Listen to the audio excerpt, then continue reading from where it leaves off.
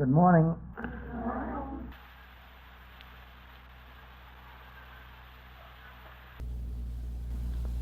It must be remembered now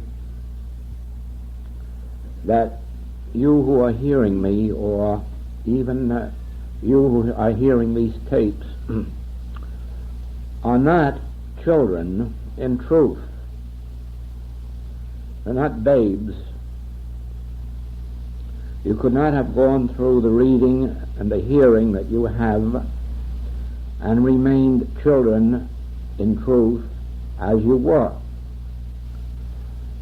It is said that we should give milk to the babes and meat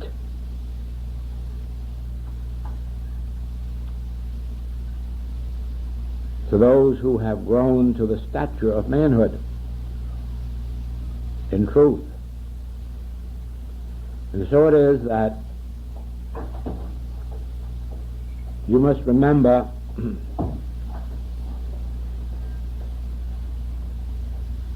that is what is being given to you is not being given to you by my will or by my wish.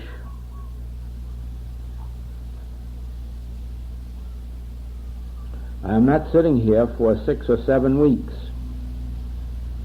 just for the purpose of hearing myself talk,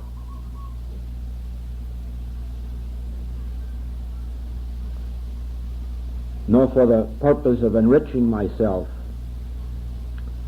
or gaining fame. The work that I have been doing here these 7 weeks is because of an inner urge compelling me to do that which I'm doing, and often voicing itself through me. And it is not merely for your sakes who are sitting here,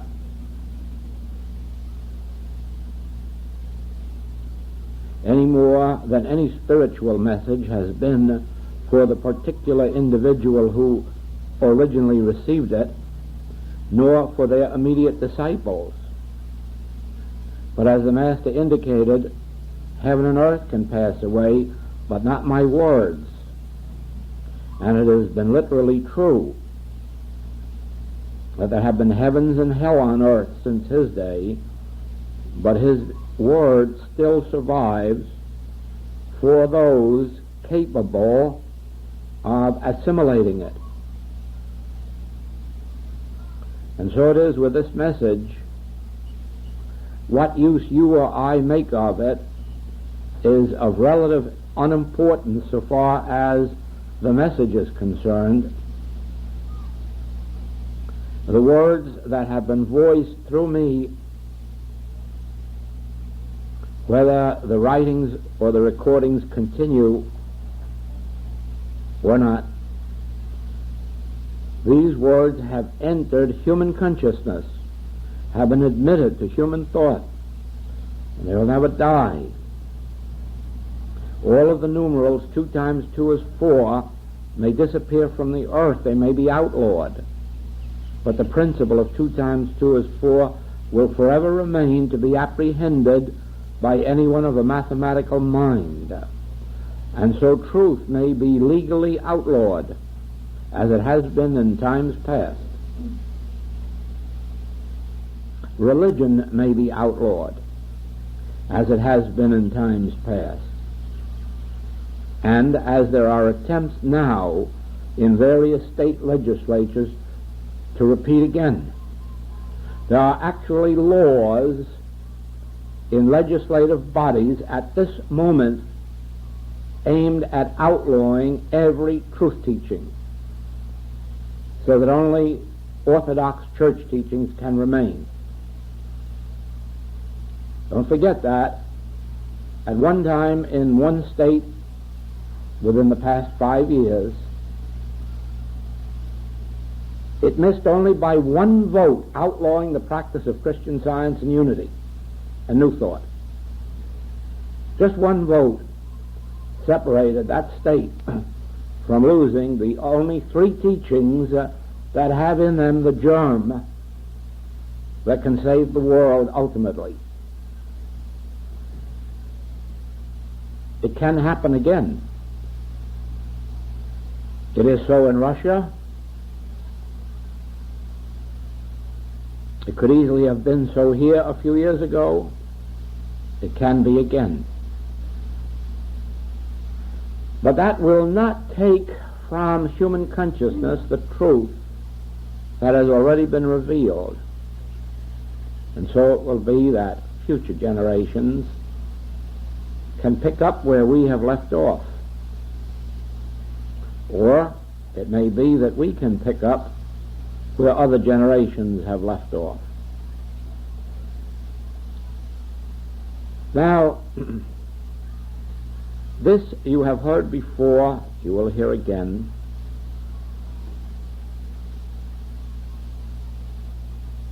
By virtue of having been born, we are under the law. We are under the law of cause and effect. We are under the law of environment, the law of heredity. We are under the law of infection and contagion. We are under the law of sin and desire. We are under the law of wealth and poverty. Merely by virtue of having been born, we are subject to every human belief that exists anywhere on earth. At some period in our experience, we have tired of that continuous round of good and evil, with mostly evil and a little bit of good squeezed in between. And we have turned to truth, to spiritual wisdom. And in that moment, we began bringing ourselves out from under the law. With the very first turning to spirit, with the first turning away from ritual, creed, dogma, we were bringing ourselves out from under the law of ritual, creed, and dogma. From the moment that we turned to an invisible support, in that very moment we began to separate ourselves from dependence on a visible support. And so, from the moment that we turn to truth, we have been removing ourselves from the law and bringing ourselves under the grace of Spirit. Now, for a long, long while on this path, it becomes necessary that we consciously remember that we are removing ourselves from under the law and bringing ourselves under grace. That is why in the book, The Infinite Way, we have those passages on waking in the morning. There isn't anything more important than those 4 or 5 pages in all spiritual literature if they're carried out.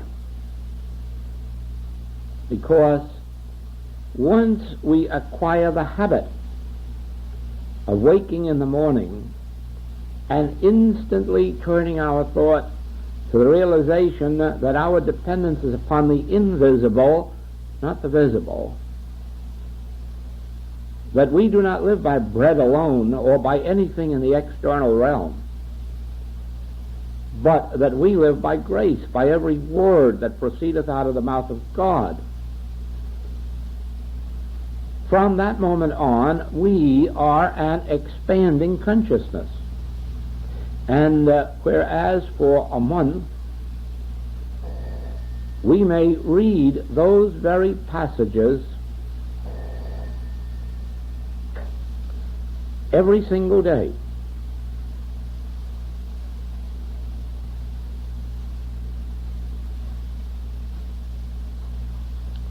we may ponder them, meditate upon them, but surely by the time the end of 1 month has rolled around, we are no longer using that passage.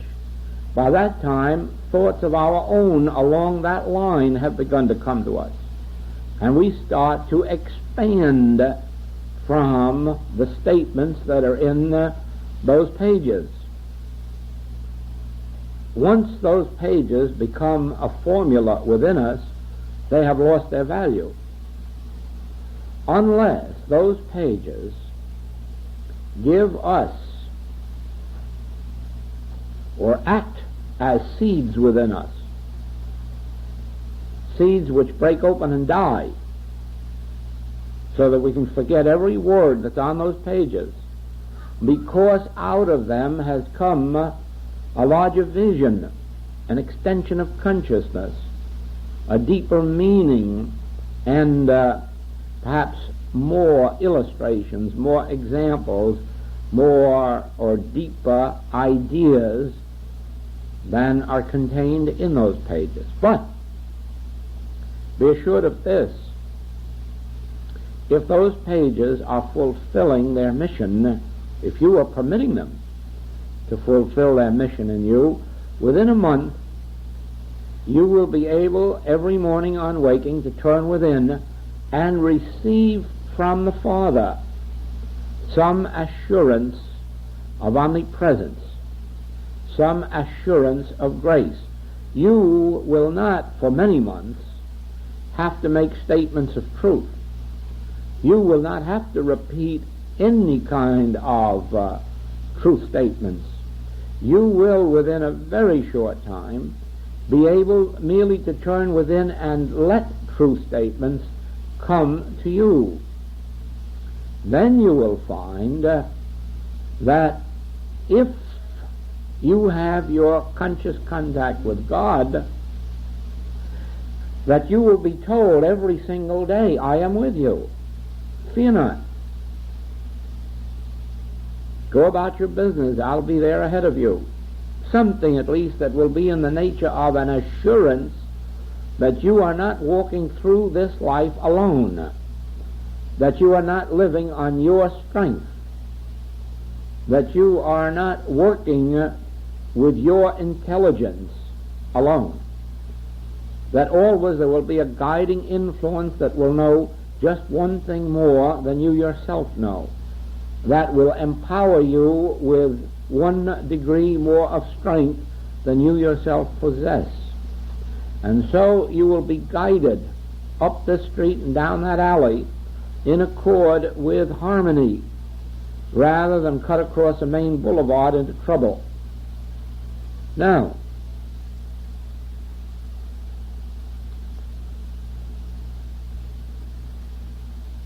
from time immemorial, this message has been given to the world, and at this very moment it is being repeated in a half a dozen places in the world, widely separated places, almost in these words. It's a miracle to watch some of the things that are being written in far places in the world, and to see how they follow the self-same line.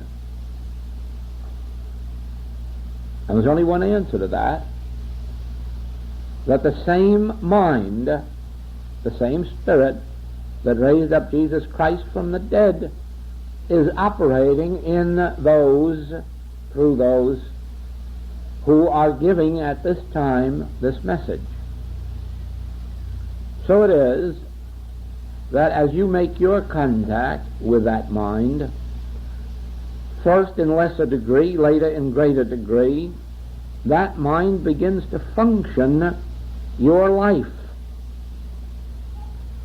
And you find yourself literally saying, you know, I'm alive and I'm living, but really there's something more than me functioning in me. There's something more than me directing me or guiding me or prospering me or strengthening me. Then you'll understand the infinite invisible. Now, let us not take it for granted because we read spiritual literature or hear a spiritual message or find ourselves in the consciousness of some few who are spiritually endowed. Let us not assume that that is fully functioning in our experience, because while it is to some extent, it is not to the full extent that is necessary for you. if the disciples' 3-year association with the Master, virtually living with him for 3 years, had been sufficient, Judas wouldn't have betrayed, Peter wouldn't have denied, and Thomas wouldn't have doubted. Don't forget, they did all those things, and at the crucifixion they all disappeared. Why? After 3 years of living in the Master's consciousness, because his consciousness could not make their full demonstration. He could lead them. He could show them the way. He could lead them. In some degree, he could even live their lives for them. He could send them out on the road without purse or scrip, and by virtue of his consciousness, they would be fed. They could even do healing works through his consciousness, through thy name. But when it came to their own personal, private, individual lives, that is when they had to make the demonstration for themselves, and they failed. So much so that the Master said, if I go not away, the Comforter will not come to you. The full revelation will not come to you. You see, all we are seeking is the Comforter. The very moment we have the realization within ourselves of the Comforter, we have no need anymore of religious teachers or leaders or books. We now are taught of God, fed of God, maintained and sustained by God. We can go off all by ourselves. The only thing we can't do is forget our debt of love and gratitude to everyone who helped us along the path until we achieved the realization of the Comforter. That we can't do. Every one of us has a practitioner, a teacher, a somebody, and sometimes 3 and 4 somebodies back in our lives who have guided us through difficult periods and who have given us true teaching even at times when we couldn't accept them. And not one of them must ever disappear from our consciousness. Never must the love, the devotion, the loyalty, the gratitude disappear from us, even though in the outward world we have long since gone our own way and they have gone their way, because they have helped us to make contact with our source. And so we no longer need them as teachers or leaders, but for our own sake, just as we love God, not that God needs our love, but we need to feel the love of God. So we need to feel the love of God made manifest as man, because if you say you love God whom you have not seen, but do not love your fellow man whom you have seen, you are a liar. Now, all this is brought about so that you accept the responsibility that is placed upon your shoulders as students of life, students of God, students of the Christ. Just as freedom, liberty, entails serious responsibilities, so does spiritual freedom. The average person thinks of freedom or liberty as license, the freedom to do anything they want to do, forgetting that freedom means the freedom to live so that all may be one. This idea of a free citizen doesn't mean an individual is free in their own being to do anything they want to do. It means they are free to unite for the good of all. And it is that very point that is often lost sight of. That is why these book people who publish obscene literature feel that they're doing it as part of a guarantee of the Constitution, freedom of the press. And they construe that to mean the freedom to be corrupt and to corrupt others. And freedom doesn't mean that. That is why liquor sellers have no hesitancy and just keep on selling and selling and selling, no matter how stupid drunk their customer may be. Because it's a free country.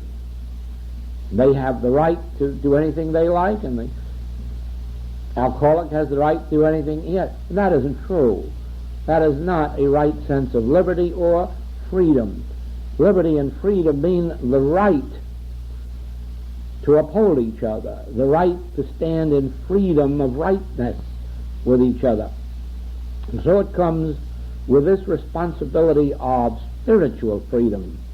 It doesn't mean that we are free to do anything we like, nor to ignore the laws of God or grace, but on the contrary, it places a deep responsibility upon us not only to love our neighbor as ourselves, no, much deeper, much further than that, even to be our brother's keeper. Now, this you must know. No one can even help another except in proportion as they themselves have arrived. No one can give spiritual help to anyone unless they themselves are spiritually endowed. And so the first rule of spiritual wisdom is to forget the world. Forget doing good for the world. Forget your fellow man. And develop your own spiritual soul. Develop your own integrity. Develop your own ability, your spiritual capacity. Let the world alone. There are probably enough other Jesuses and Pauls and Johns scattered around the world under different names, so that until you are ready to get into the battle, they can take care of the world without you. So concern yourself, first of all, with establishing your own spiritual integrity, your own spiritual identity. Be spiritually endowed. Then automatically you become your brother's keeper. Then automatically you begin to put into practice loving thy neighbor as thyself. Why? Because your spiritual endowment is like an atmosphere of God. It's like a rich perfume. It escapes from you without any conscious effort. You then do not have to go up and down the world being a do-gooder. Just the mere fact that you are in the world, an aroma of spirituality, a degree of spiritual power is flowing out from you, elevating all human consciousness, even at times when you cannot see a visible result.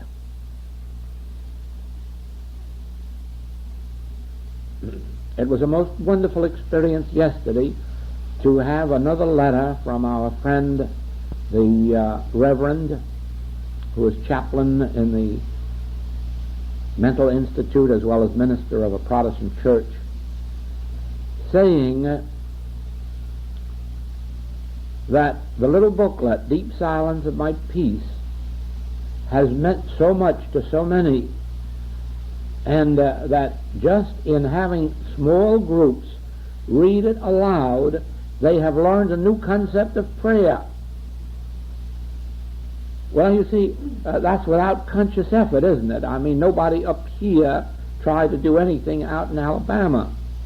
As a matter of fact, let us say that as I stood in that Truth Center in Seattle, and that message came through, we little knew that it would be going out into the Protestant ministry and mental institutes and prisons to teach people new concepts of prayer. And that's what I mean by your spiritual endowment blesses without any conscious effort on your part or mine. Just think now how many churches this message is in some way being represented in, either read from the desk on Sunday or given out as pamphlets. And even the truth centers, how many of them are using this material. A letter came yesterday requesting permission to republish in a magazine excerpts from Living the Infinite Way and the monthly letters. And that's going out to an entirely different field of people than we know. And of course you can't say that any one of us humanly had anything to do about it, because all that we did was what? Well, all we did was drop into Mrs. Bowman's to hear a tape, and then I would talk for a little while, and it was taken down on the tape. Now here it is, just because we met as we are meeting here in her home for a few weeks, here that message is going all over the world.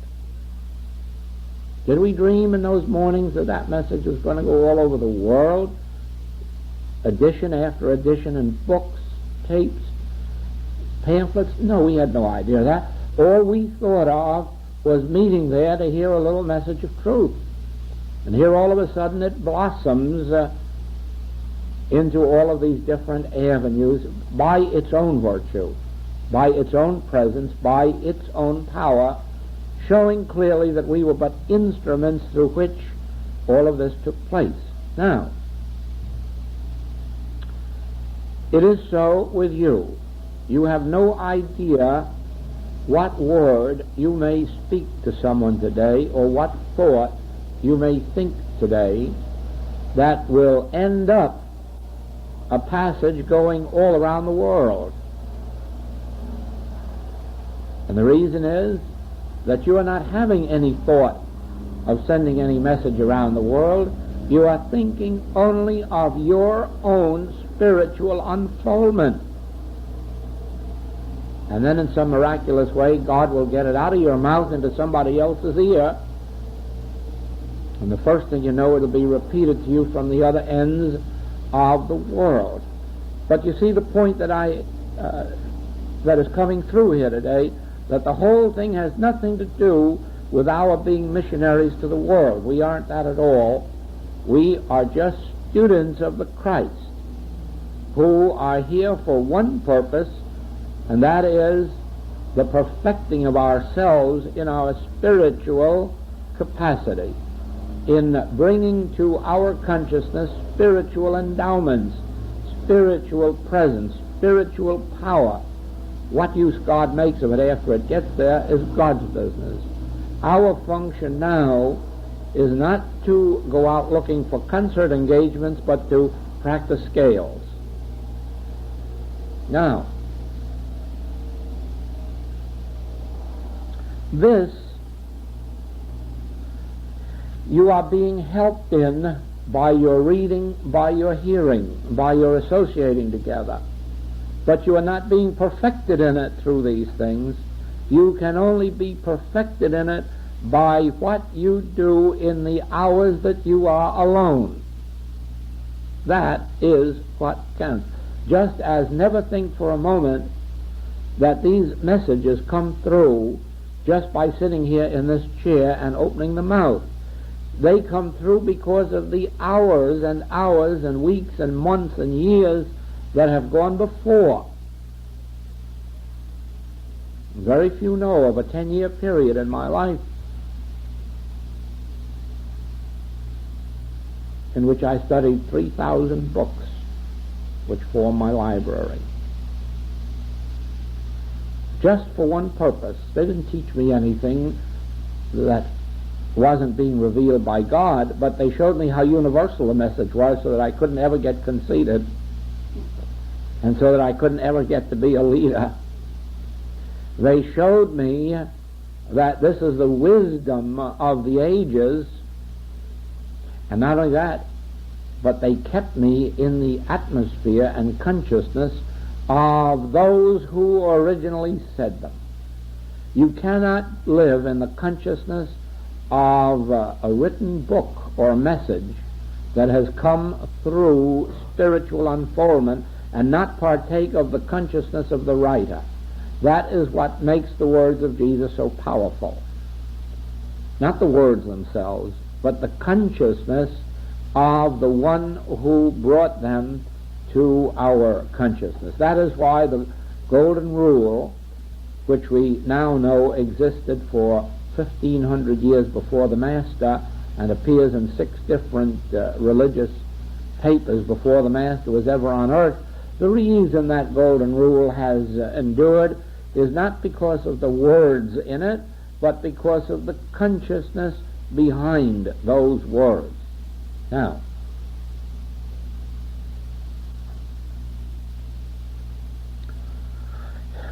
as long as you know that as a human being you exist as a branch that is cut off and withereth, it becomes your function to say, I will not tolerate such a condition in my life. I will maintain myself consciously one with the Christ of my inner being, knowing that Christ is the Son of God and is forever one with the Father. And so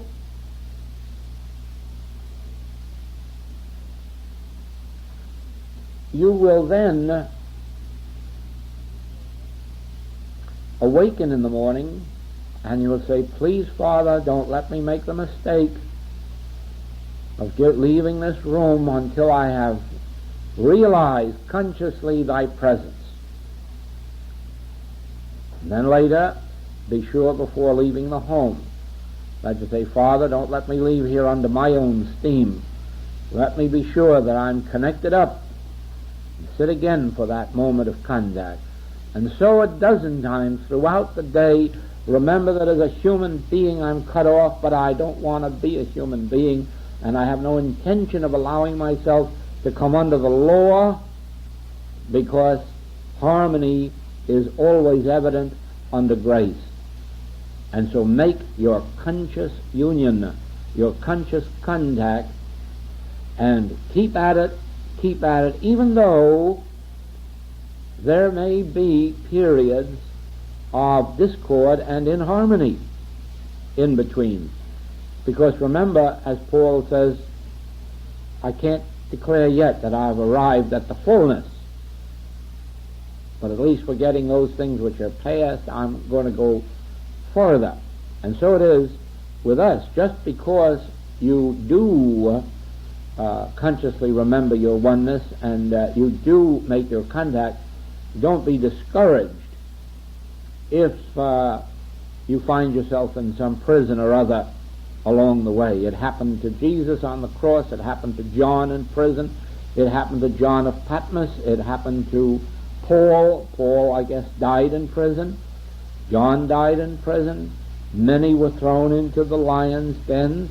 Don't for a minute be disturbed about problems that may come to you while you are on this path, because it is inevitable that some form of problem touch us at every step, in order that we may remain awake and realize that good isn't just one of those natural things that always happens, that it is something that comes only by virtue of our conscious union with God. And so these problems often prevent us from going off into just the belief, oh, I've arrived now, everything's going to be all right from now on, and then finding that this is not so. Now, the problems that come to your personal experience will probably lessen as you yourself take hold of yourself and remove yourself from under the law and bring yourself under grace. There's no doubt that there will not be such deep problems, nor will they be such lengthy problems, and but the problems that come to you from the world will be the deeper ones. Gradually you will have brought to you the sins of the world, the deaths of the world, the fatal diseases of the world, and then you'll begin to know what serious problems are really like. But you will not be meeting them as your own problem.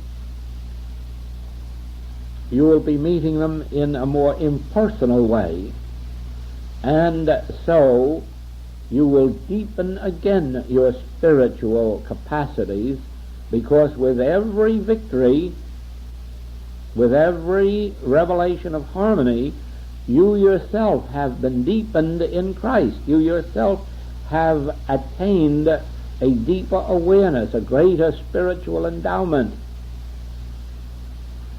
Now,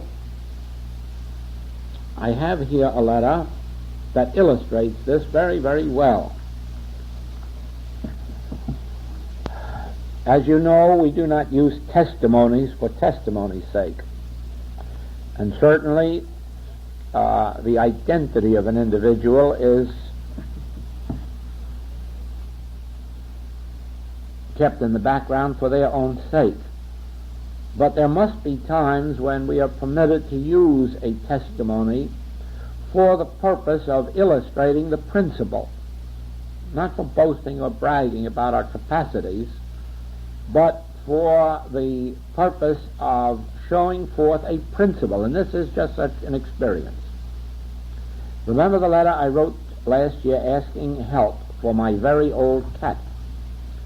Shortly after that, she became in better health than she had been for years. 3 days ago, she stopped eating, lost all interest in everything, and would growl at me when I would try to coax her to eat, or even if I would touch her. You must understand this, those of you who do not know it, that animals have what is called a normal lifespan, and that when they reach the end of that span, they as a rule will just crawl off into a corner and stop eating and wait for a day or two and then pass out.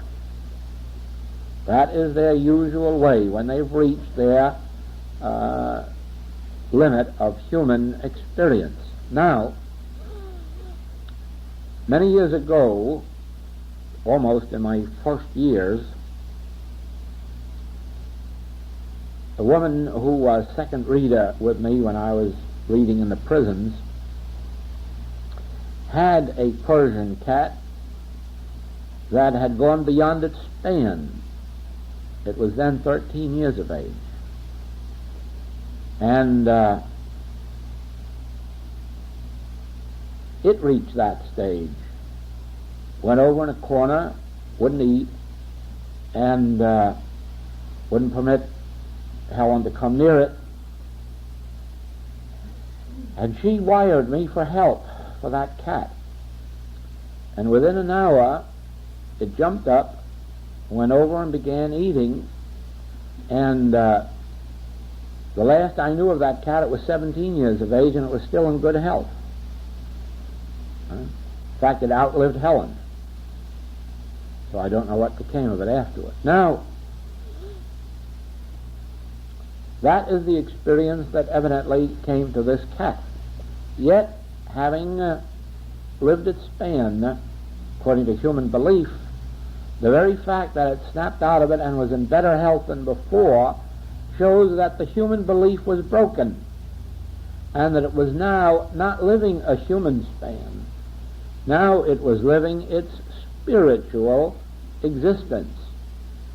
All right, but that was the demonstration of the moment, just like Lazarus being raised from the dead by the Master. But evidently later on he passed on. Why? Because he again returned to human consciousness. In other words, he took on the beliefs of the people with whom he lived and associated and moved, and brought himself back under the law again, although he had been removed from it. And so with this cat, eventually, by virtue of living in a neighborhood with human beings, it would again come under the human law.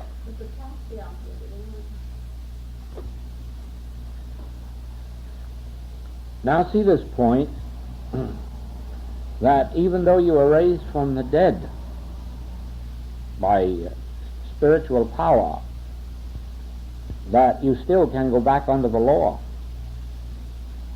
if you yourself permit yourself to come under the influence of the universal belief.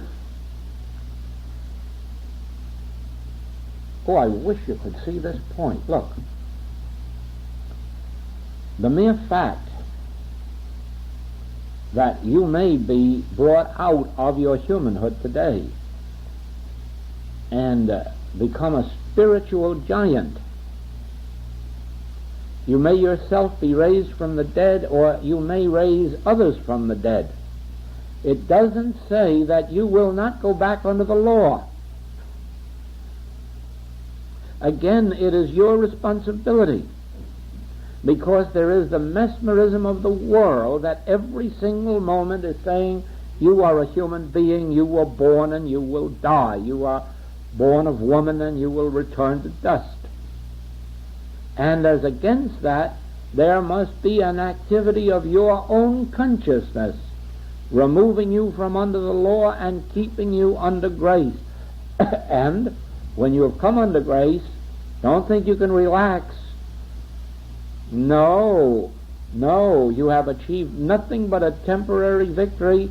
You will have to maintain through the activity of truth in your own consciousness your life under grace.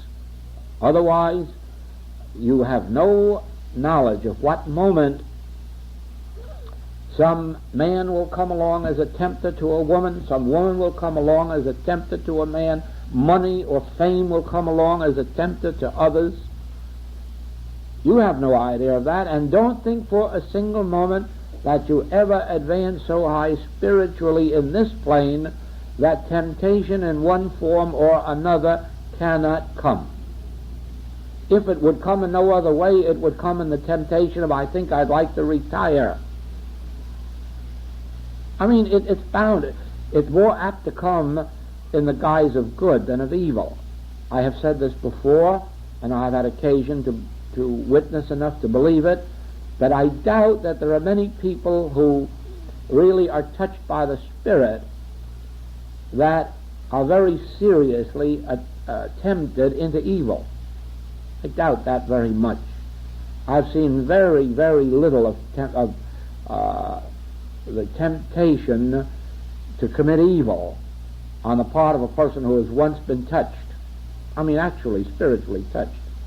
But I have seen loads of them tempted by good, tempted by fame, tempted by wealth, tempted by ease, tempted to go off the path in some human way that is not necessarily a spiritual way. Now,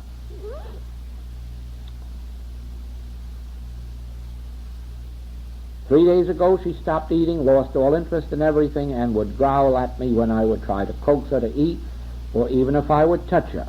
My first temptation was to call for help. Then it seemed to be a challenge to me, so I set to work in the new way which you have been teaching us. I could not get any click. For most of the night I kept at it. Then early this morning came. Man was not meant to remain human. Now, the first of all, you see the major point of the work we're doing here, it came. Not I declared, not I affirmed, not it was in your books and I repeated it 100 times. No, it came. And there is lesson number one. The very moment that you have touched this spiritual center, it begins to come. The messages begin to come. The word begins to flow, so that you do not expect anymore to heal by declarations or affirmations or even by what you know. Now you expect only to heal by the Word of God which comes to you. And so it came. Man was not meant to remain human. It seemed to mean a great deal to me in this way. I had been seeing that as there is only one life, then the life of animal or man is one. So I knew that the message concerned the cat. It seemed very clear that I should not even think of trying to keep her here. I even wondered if it were right for me to try to keep anyone here on this plane. Now let's stop there a moment, because there is a tremendous point. Man was not meant to remain human. That did not mean that it was meant that at some portion of our lives we should die and become something else. It meant that at some point in our experience we were to give up our human identity for our spiritual identity. That is what is described in Romans. To them who received the Spirit of God, to them gave he power to become sons of God. You see? The very moment that you make this contact within you, then do you receive the power to make the full demonstration of becoming the Son of God. Not the Son of man or the Son of woman, but the Son of God. That is to enter your spiritual identity. Now, with this healing, this cat passed from its human existence, even its 9 lives, into its spiritual existence.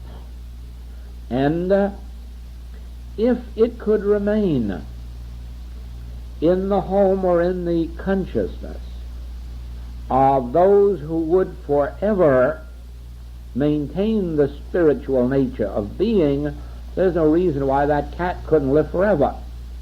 It never has to die, because it has left its humanhood by very virtue not of man or woman's thought, but of this word that came from God. It has been removed from its humanhood into its spiritual identity.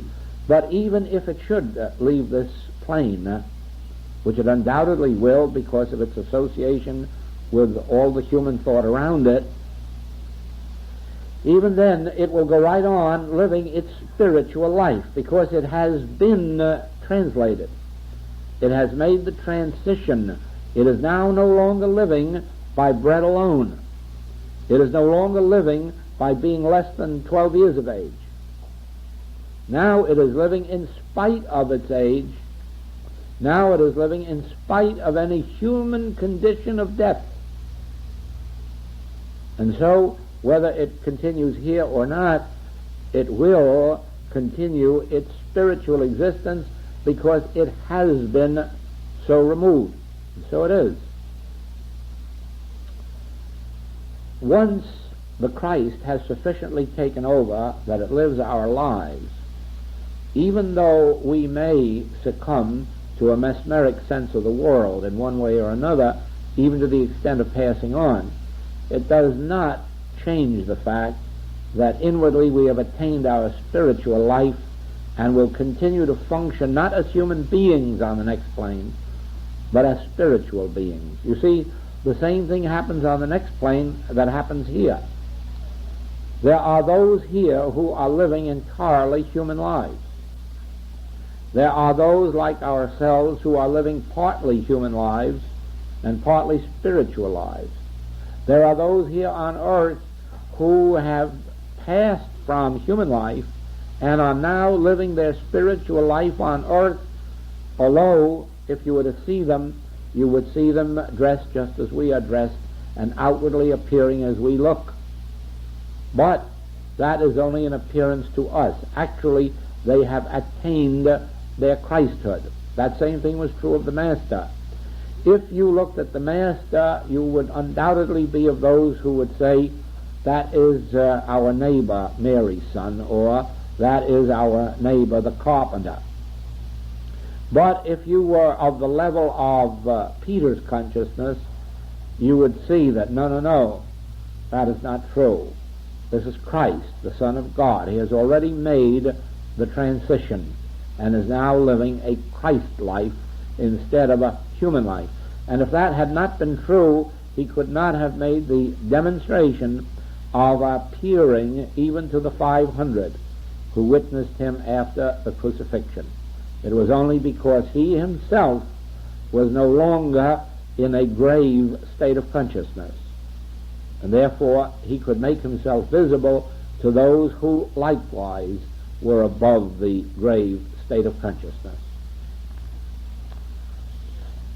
How much of this meditation was coming from consciousness or how much was just me, I don't know. Well, you see, it was all coming from consciousness, because there isn't anything in your experience that would enable you to know that man must eventually leave the human way of life, the human state of life. That had to come to you by spiritual illumination, and so it was all from consciousness. I did leave the patient alone, and when I returned she was outside showing some interest in life again. Last night she ate a big supper, and this morning she is her old loving self again. Now, do you see that? There comes a time for us to cease being human beings, to cease living our human lives. That does not mean that we must die. It does not mean that we must pass on to attain our spiritual estate. It is a point of transition that takes place in consciousness. It is revealed by Paul in his statements of dying daily, in order that we may be reborn of the Spirit. Now, every day that we consciously remove ourselves from under the law and acknowledge ourselves to live under grace, every day that we do that, and every hour of every day that we have a conscious realization that we are living on the invisible and by the invisible, not by anything visible, we are in that degree dying daily. And then what happens one day is that we die completely and are reborn in the Spirit. And at that moment there is no longer a human reaction to life. Life then is lived on an entirely different plane. The reactions are different. The things of the world run off the shoulder, off the back like water off a duck's back, without affecting it in any way. One is not subject to the laws of the world, only to divine grace. And it is then that one teacher said, sometimes I have fear because I go out in all kinds of horrible weather without sufficient clothing and never catch cold. I realize I'm completely immune to the activities or thoughts or beliefs of the world. And this particular teacher had the idea that she might soon make a transition because of it, but she stayed 30 years after that statement. Now, you see, transition isn't a physical thing. Transition is an act of consciousness which appears physically. For instance, the worm goes through a period of transition and emerges as a butterfly. But there is no physical transformation. A worm doesn't become a butterfly. A state of consciousness drops its worm self and rises in its butterfly self. There is no such thing as a physical transformation of matter. The transformation is something taking place in consciousness, externalizing itself as form. So it is that when a spiritual transition takes place, you might have an appetite for one kind of food today and find tomorrow that you can't eat it. You may never have eaten certain foods and tomorrow find that they're the only ones you enjoy. That was not a matter of taste. That was a matter of consciousness appearing in a physical form. In the same way, you may enjoy certain physical pleasures, pastimes, exercises, games today, and in your spiritual elevation, find that you no longer can indulge them. That happens repeatedly with smoking, drinking, card playing, things that to the human are absolutely normal, sometimes absolutely necessary. And yet, the moment of that spiritual transition, they couldn't even play a game of golf anymore, or tennis. Do you see what I mean? The whole nature is transformed. And that doesn't mean that there's any evil in golf or tennis or perhaps in smoking or an occasional drink. It doesn't mean there's any evil in them. It just means that they no longer satisfy the changed consciousness. They were all right for a certain state of consciousness, just like rattles and dolls were at one stage of our experience, and then they become not only unnecessary later, but they would even become distasteful if they were forced upon us.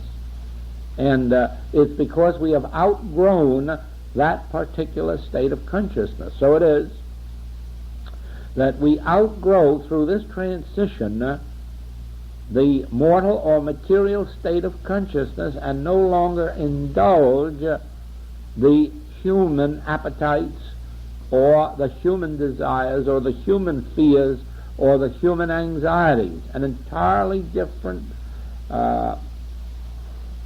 consciousness requires an entirely different kind of food. Milk for the babes, meat for those ready for it. You know, this morning I was congratulating myself that I would only have to talk for 10 minutes today because we were going to have all meditation. And somebody crossed me up.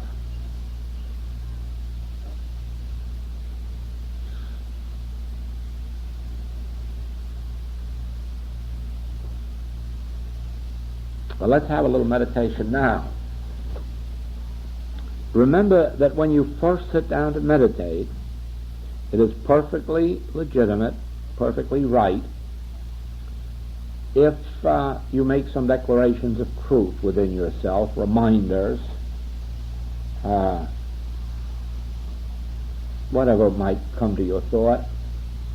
It has to be a spiritual truth about God. Don't go looking for any spiritual truth about man, or you'll get in trouble. If you must know something and you must make a declaration,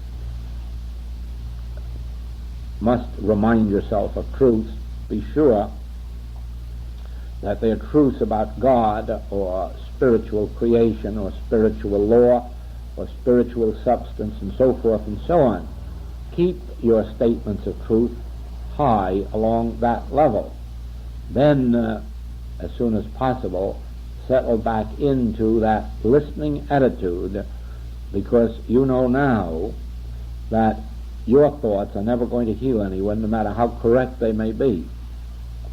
It is only when the impulse comes from within, as it did in this case, and brings you some statement of truth or some feeling of peace, that you can say the Word of God has taken place, and I know the action's going to be quick and powerful. And this is going to be very tough medicine to take. But this is the truth. In this letter, it said that I wasn't sure whether it was even right to keep the cat from passing on, or even whether it is right to keep anyone from passing on. And let me tell you something. While this is a very, very hard saying, it is literally true. Don't be too concerned about those who pass on or who can't be saved, or those whose desire is only to live on in matter. That is, just for the sake of breathing and eating some meals, because that's not really living. That's a living death. That's the walking dead. People whose lives go no further than eating, drinking, sleeping, and housekeeping, with nothing beyond, or working in business, they're just as dead when they're alive as when they're dead. So it amounts to nothing to see them go on. Whatever opportunity they're going to have for spiritual unfoldment, they will also have in the next experience. Now, in the case of these animals, you see that they have so little resistance to truth that they can be more readily given the transition to their spiritual experience than some humans. Just as the experience was in Portland, where a woman said, yes, she could see all this for herself, but not for her grandchild. You see,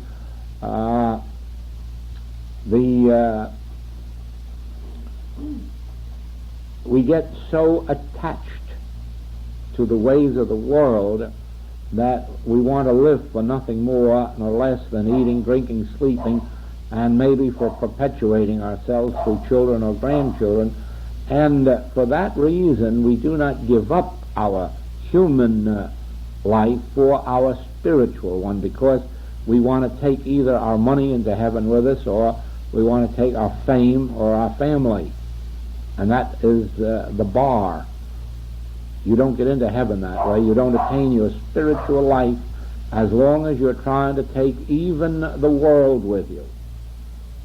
You see, there is again the hard saying, you must leave mother, brother, sister, and father for my sake. Unless you are on this path only for the purpose of saving your own soul, that is, of coming into the realization of your true identity, unless you're doing it purely for that motive, you are not going to attain the transition.